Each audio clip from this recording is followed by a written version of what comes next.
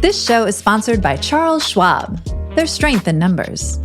Charles Schwab has 25 million clients and over $7 trillion in client assets, 400 local branches, 36,000 employees, 24/7 live help, and 50 years of experience.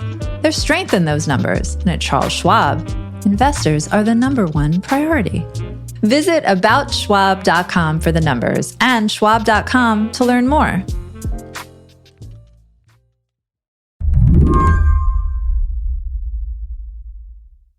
I just want to note that today is the first time that I've introduced myself with my legal name in 3 years because I'm terrified to share my name. Because the digital footprint I had no control over exists. I apologize. That's 24-year-old Cam Barrett testifying in front of Washington state lawmakers earlier this year. Cam was there to support a bill meant to protect kids from being exploited online by their parents.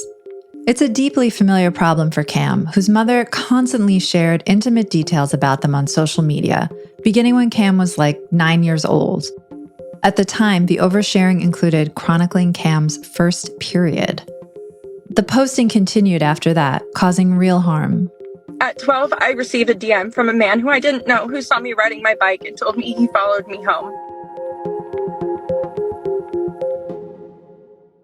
Cam's experience contracting a MRSA infection in high school and subsequent hospitalizations were also chronicled in detail on social media. But because of her mother's posting about it, when she went back to school, no one wanted to sit near her. Even a teacher made her sit at a separate desk. And she ultimately did drop out of high school.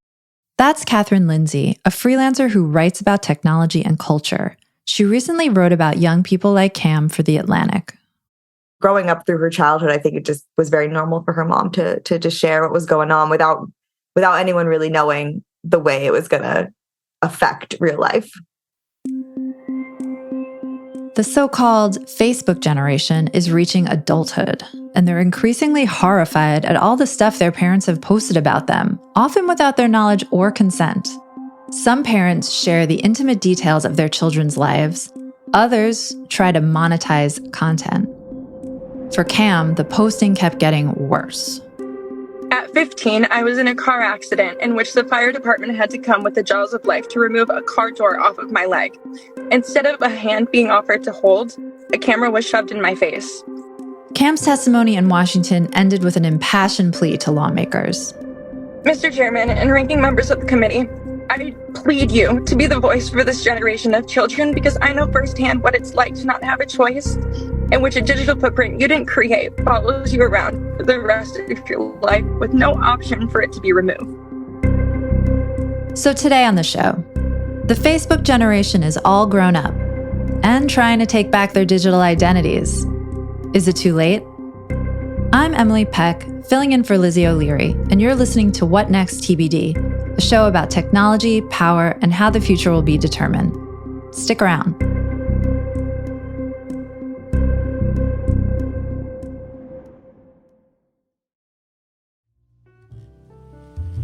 This show is sponsored by Charles Schwab.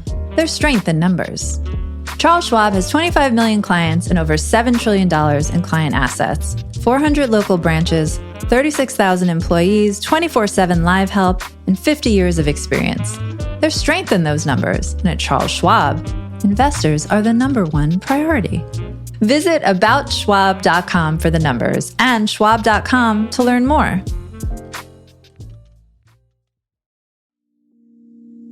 The new episode of the Traceroute podcast covers the most important question of our future. How do we prepare kids for jobs that don't exist? Studies show that because of the rapid progression of technology, up to 85% of jobs that will be available in 2040 have not yet been created.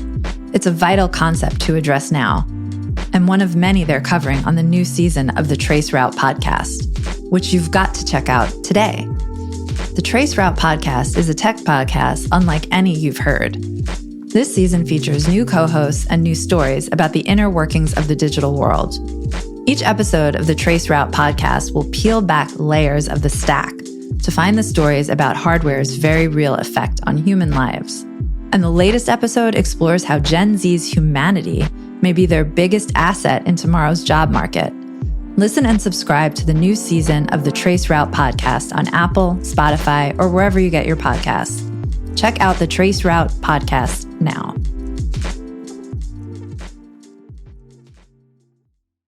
Before the advent of social media, embarrassing photos of you as a child were largely hidden away on old-timey physical media like video cassettes, remember those, or DVDs, or photo albums, all in the privacy of your own home.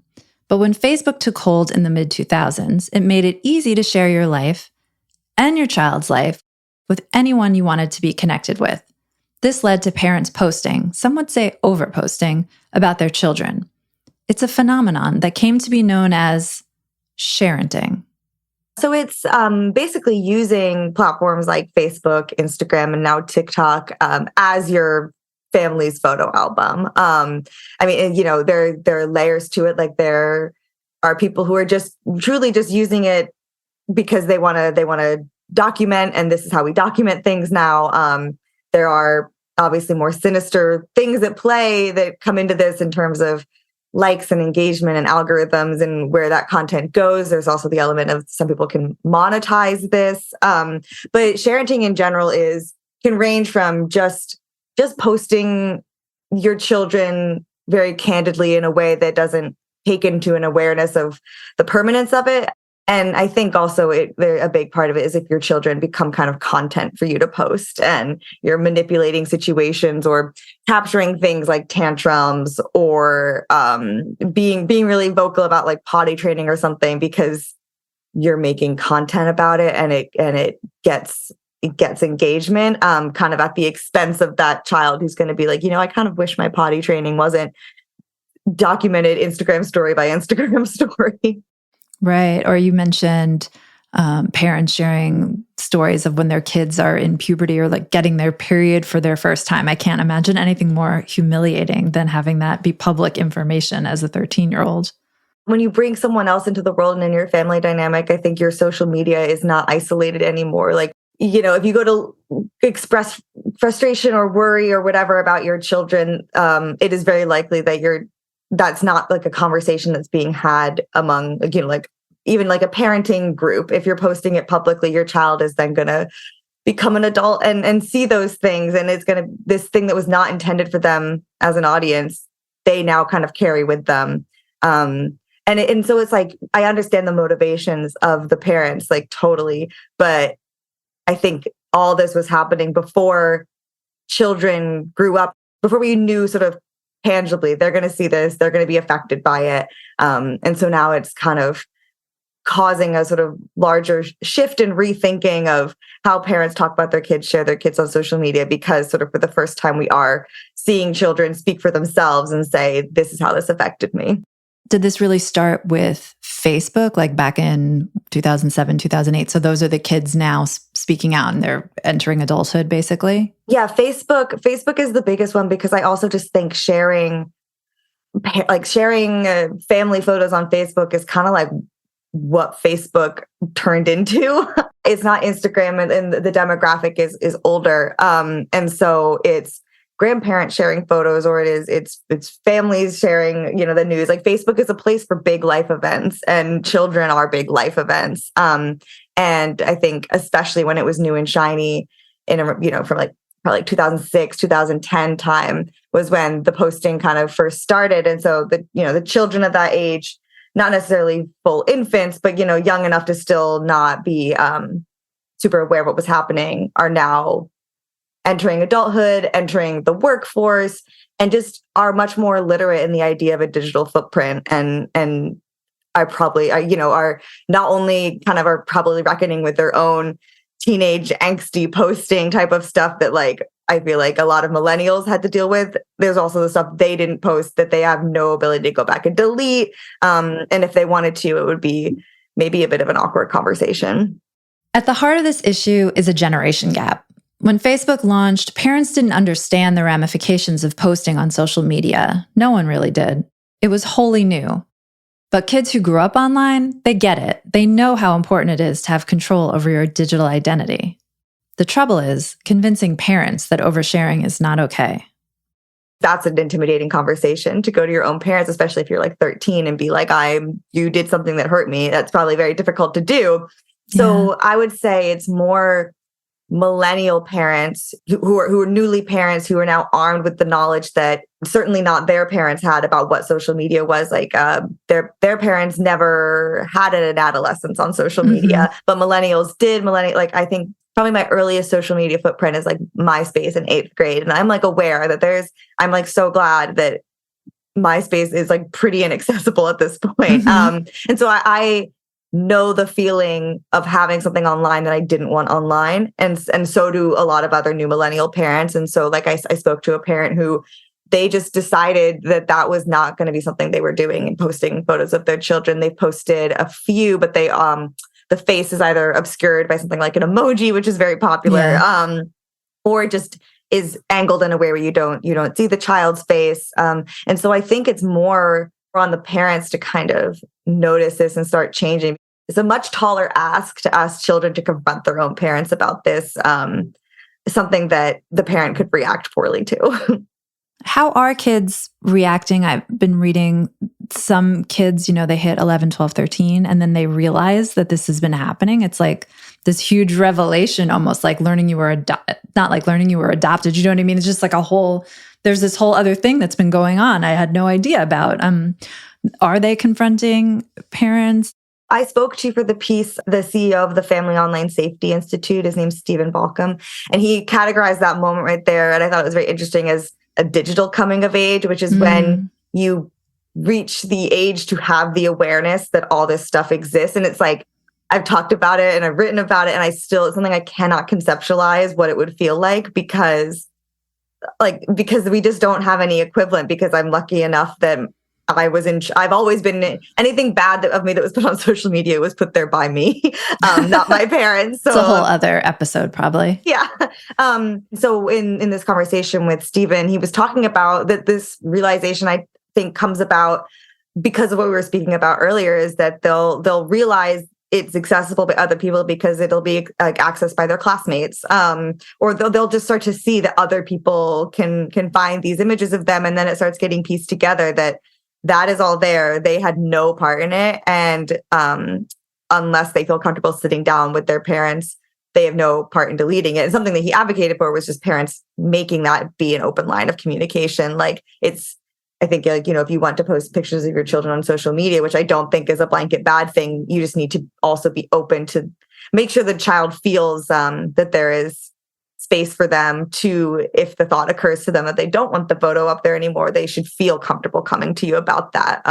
So as much as there are tiers for the types of sharenting, there's also sort of tiers for ways of being thoughtful about it. And I think I don't want anyone to take away that the answer is you can't post anything, because I get that there is an inherent joy in sharing these things, and something that it's one of my favorite quotes from the piece is from Sarah Peterson, who's an author of a book called Momfluence, that she was saying that parents, especially mothers in the US, they don't get bonuses or raises. They don't really get any reward for their hard work. The only thing they have as proof of their hard work is the child. And social media is a place where you can put proof of that hard work online and get that external reward. You can get people saying, "Oh, so cute," or even just giving it a like, getting that approval of what you're doing as a mother, as a parent.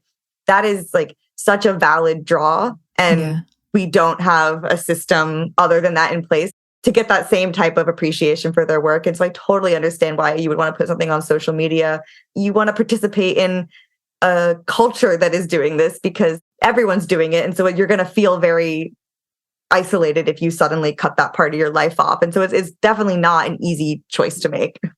Yeah. And you even, I believe, had an example in your story of a woman in LA who doesn't want to share her, images of her kids on social media, and people are like giving her, guff for it, basically. It's such a weird thing. Like when we talk about how everyone's doing it, because it's like, not only do you feel this pressure, I think, to do it, like that's not made up, because she was talking about how when, she's had to sort of talk about this boundary with other people. And one of the weirdest things she said happened was that someone who she was talking to about it kind of asked her, why she had never posted her child on social media in a way that insinuated that there was something wrong with her child. And so she was keeping her child like secret. Like that was the first thing they thought of versus just there being a boundary. There is a real sense of entitlement to other people's children in a way that I don't super understand. And I more so understand it, which is something that I know Christina and I spoke about. I don't think it fully made it into the piece, but just of her own parents want to post her because that's their grandchild. And they're on Facebook with other grandparents who are sharing their grandchildren and they want to be able to share their own. And why can't they? You and your partner and your child, can all make the collective decision about what you want to do with social media, but you're not the only ones with phones. It's not in a vacuum. Like everyone else has a phone. Parents have expectations. People have expectations. It's not an easy decision to make. When we come back, if you thought Facebook was bad, just wait for TikTok.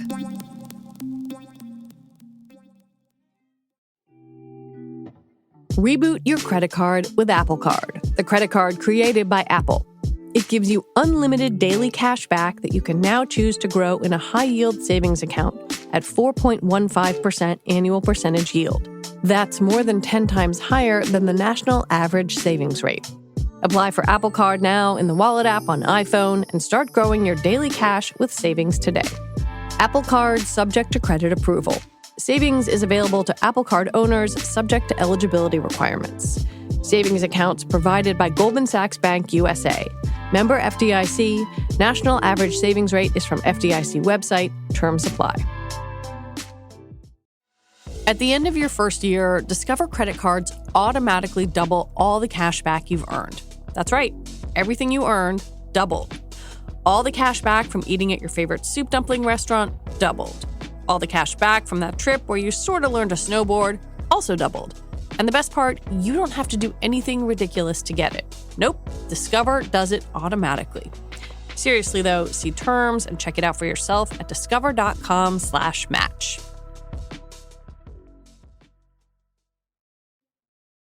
The rise of platforms like TikTok are making the sharenting problem worse. With Facebook, you created a network of friends, family, whoever, that guy you worked with 10 years ago, and you shared your life with just them. But now we have algorithms that are designed to get your content in front of as many eyes as possible. And a temper tantrum caught on video can reach audiences far and wide, often to sharp criticism. So TikTok honestly was the reason I first started wanting to write this, because this is not a new conversation. This conversation has been about children and social media has been happening for a while. But one of the things that really struck me about TikTok that is different from all their social media is because it all comes down to audience and who you're showing your content to. And on Instagram, even if you're public, you're pretty much showing up in the feeds of the people who follow you. On TikTok, that is not just the case. TikTok, no matter how many followers you have, you can have 0. TikTok will shoot your video in front of millions of people if it triggers the algorithm in that way. And so now that, especially Instagram has moved into being more discovery based, now the move for social media is not connecting one-on-one with other people. It is you being a billboard in front of strangers, and how many strangers will Instagram put your billboard in front of. And so when that's a child, that becomes a lot more dangerous. So TikTok, I honestly personally don't know if there's any contained way to post on that app. It's such a luck of the draw. And I think the risks far outweigh the rewards of documentation. Yeah. One thing I was thinking about when you were talking about why parents do this, and like you want to fit in with the other parents, everybody's doing it. You want to like show off your kid and show off your parenting. And I was thinking about how like when you have like a baby and when the kids are little, they're just like part of your identity. So you're posting about them the way you would post about yourself, not really thinking like this is a separate person. How would they feel how would you like this tantrum of the 4-year-olds? That's their worst day of their life. Right. How would you feel if someone posts your worst day of your life on social media for a lot of people to see? And then it seems like this digital coming of age is that disconnect when like the kid's finally asserting himself or herself as like this separate person. And that's like where it's happening. Yeah, no, that's such a good point, because also during like early motherhood, that is your identity for that time, because it is like all consuming work. And there's really it would be difficult to separate yourself from it on social media if you wanted to continue to post normally. Yeah. Motherhood in itself is such an identity, and social media is really about identity too. And so when those come together, I think it's like two very fraught things, which then in the case of this ends up sort of potentially hurting another small person who will become a large person. There is legislation in a couple of states aimed at protecting kids from being monetized by their parents online. But if the content isn't making money, there's little to protect the intimate details of kids' lives. The closest thing that exists is not applicable in the United States, but it's in places like Europe, is called the right to be forgotten. And it's not a privacy law. It's a law about specifically information that was public that you'd like to not be public anymore. But it's not in the United States at all, let alone like anything focused on children. And for when it comes to like the basics, the platforms like Instagram, YouTube, TikTok, Facebook, they do have set rules. Theoretically, you can only sign up if you are 13. On Instagram, if a child has an account that's being like run by a parent, which is a thing. The parent, it has to be stated in the bio really clearly that it's run by a parent and who the parent is. Things like outright, violence, nudity, the child nudity, the real like black and white issues are against the rules. But the stuff that's more gray area, like someone throwing a tantrum, someone just talking about potty training, someone like a early video of me, I'm like smearing food all over myself, like that doesn't violate any rules. And and we don't know, it's also not like guaranteed harmful. Like maybe no one will find it, or maybe the child will grow up and think it's funny, but we just don't know. So right now it really just comes down to like parents being able to resist to just think broader than just the post. It strikes me as so interesting. We've done some shows and there's been tons of coverage of lawmakers who are now so concerned about protecting children from social media, right? Keeping them off social media, banning TikTok. Meanwhile, who is protecting us from the parents? Yeah. Who is protecting the children from the parents on social media? It doesn't seem like this is going to be a job that lawmakers will tackle. Right, because I mean that the Surgeon General just came out about all the mental health links, and I think a huge one is about identity, and like it very broadly talks about things like depression and anxiety, but it's like, what are those things about? Like, and I think identity, and because social media is now for teens, it is going to be kind of like the main platform of life. We've been growing up kind of with it being more and more juggled. And now, especially with the pandemic, like that is what life is now. And how you appear on social media, for all intents and purposes, is how you are when it comes to like your professional life and just like how you're seen by other people. They're probably first and foremost going to see you online before they ever see you in person. And so that creates a lot of anxiety. And then, you can get all these other things like, is the identity created by the parent one that the child still identifies with in terms of like even like gender or just in terms of how they present themselves? Does it match how they actually feel as an adult? And do they have the power to change it? In some cases, maybe not at all.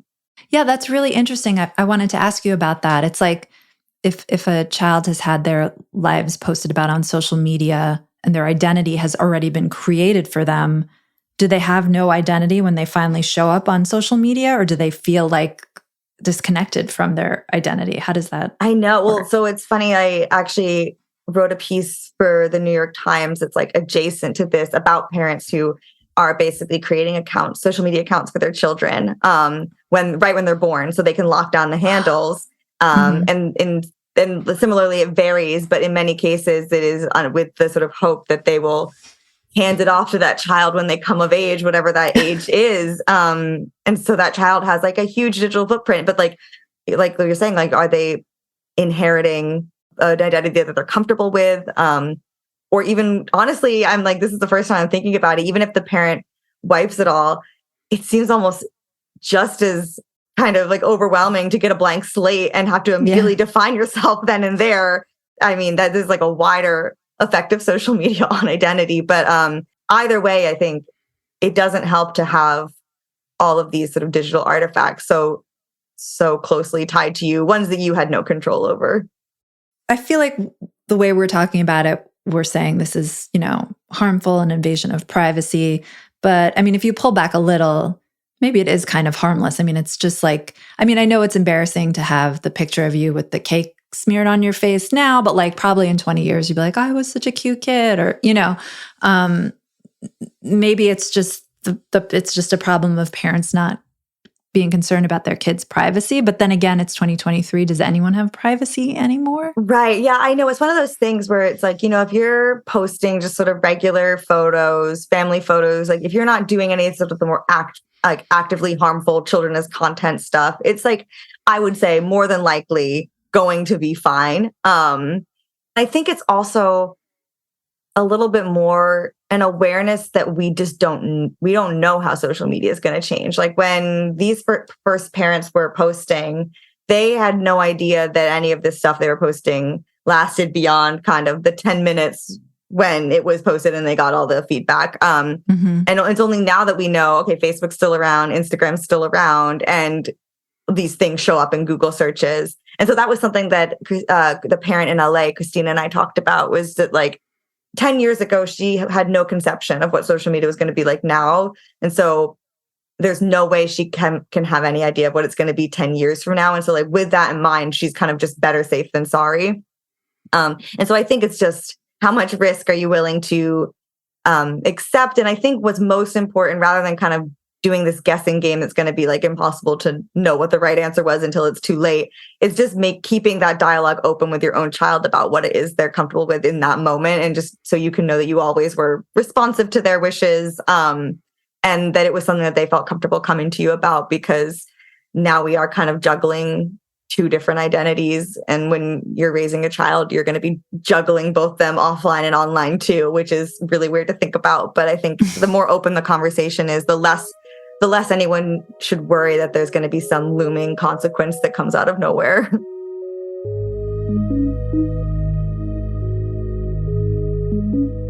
Kathryn, thank you so much for coming on. Thank you for having me. Kathryn Lindsay is a freelance writer covering technology and culture. She also writes the newsletter Embedded. And that's it for our show today. What Next TBD is produced by Evan Campbell and Patrick Fort. Our show is edited by Mia Armstrong Lopez. Alicia Montgomery is Vice President of Audio for Slate. TBD is part of the larger What Next family. TBD is also part of Future Tense, a partnership of Slate, Arizona State University, and New America. If you're a fan of the show, I have a request for you. Become a Slate Plus member. Just head on over to slate.com/whatnextplus to sign up. We'll be back next week with more episodes. I'm Emily Peck, filling in for Lizzie O'Leary. Thanks for listening.